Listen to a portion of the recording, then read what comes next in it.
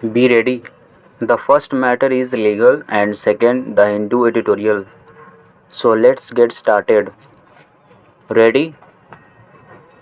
Start. The plant was convicted by the trial court under section 306 IPC on the allegation that his farm labor deceased committed suicide because of the harassment meted out to him by the appellant.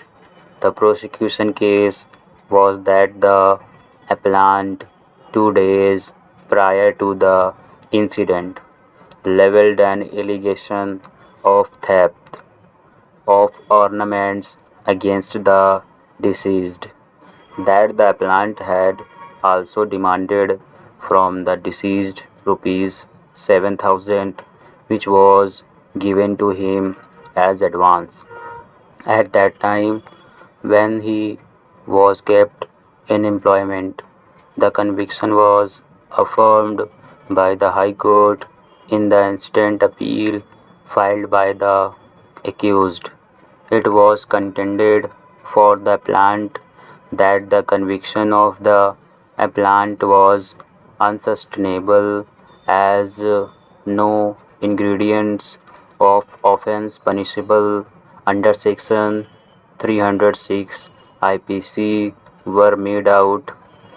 Abatement involved a mental process of instigating a person or intentionally aiding a person in doing of a thing without a positive act on the part of the accused to instigate or aid in committing suicide. Conviction cannot be sustained. The intention of the legislation and the ratio of the cases decided by this court is clear that in order to convict a person under section 306 IPC, there has to be a clear mens rea to commit the offence. It also requires an active act or direct act which led the deceased to commit suicide, seeing no option, and this act must have been intended to push the deceased into such a position that he committed suicide.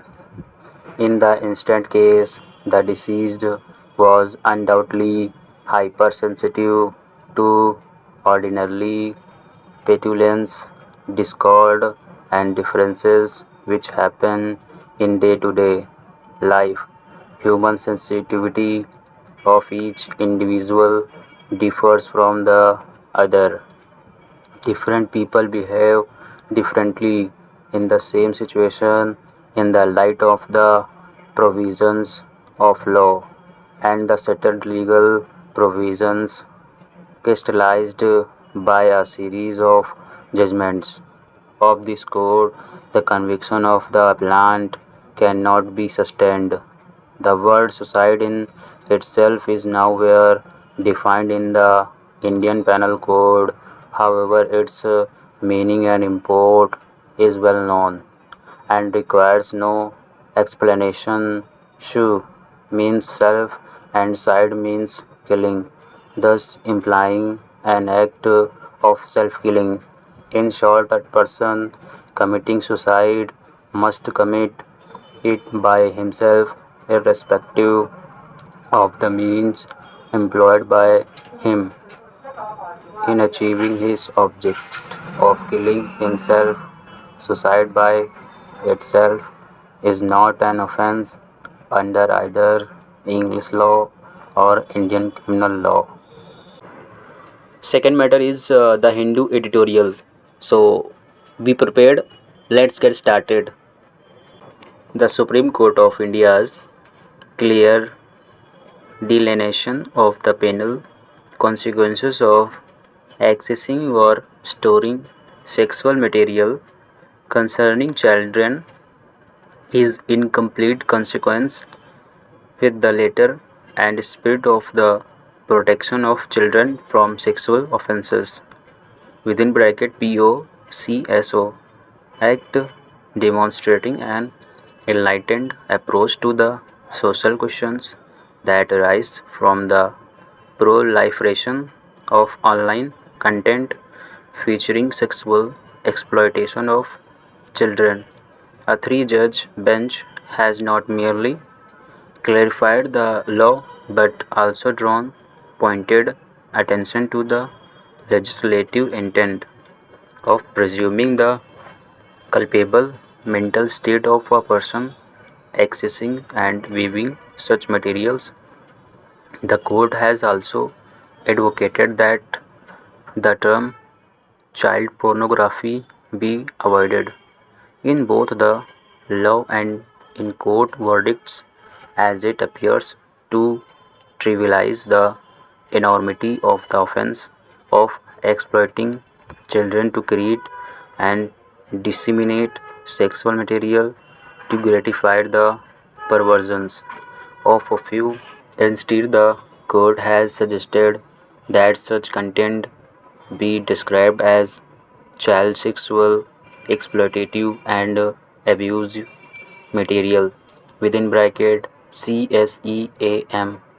The verdict also alleged to rest doubts over what exactly some provisions of the Information Technology Act 2000 and POCSO Act say on the subject, as High Court verdicts have differed on their exact implications.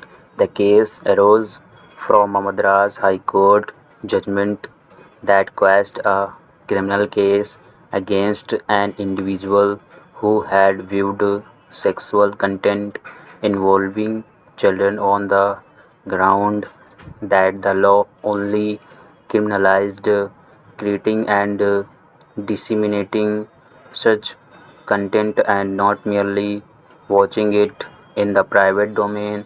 The Apex Court has now set aside the High Court order. Stop.